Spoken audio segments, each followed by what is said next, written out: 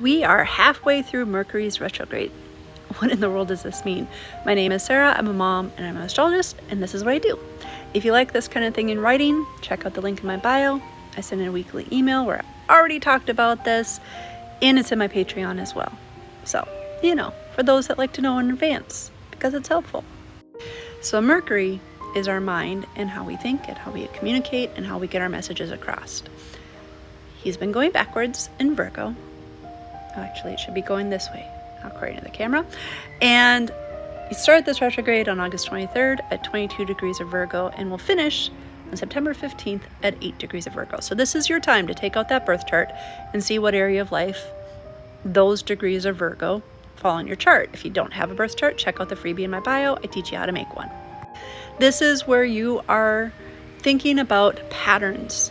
So Virgo is a sign that not only works on the details, but it also is considered about health. So I invite you to think about, journal about, what are some of the patterns of your thinking? What are some of the stories you're telling yourself?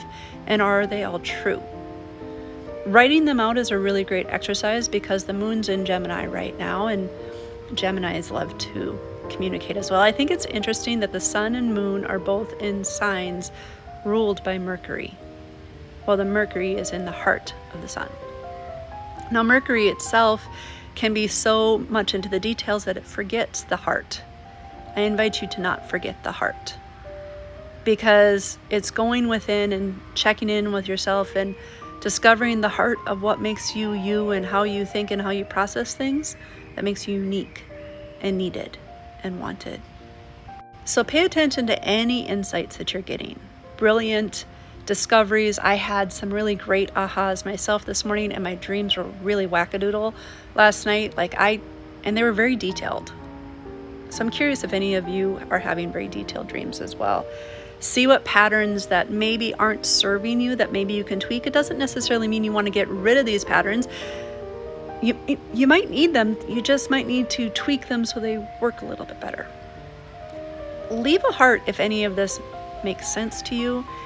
And know that you're halfway through the retrograde cycle. Congrats. Don't worry if you're starting new things and whatnot. It just means you might be revisiting them again. And for some things, that is totally okay. And like my oldest starts their new job today, and I'm sure they're going to be revisiting their contract over and over again, because that's what you do with a job. So how is this going for you? This is your check-in.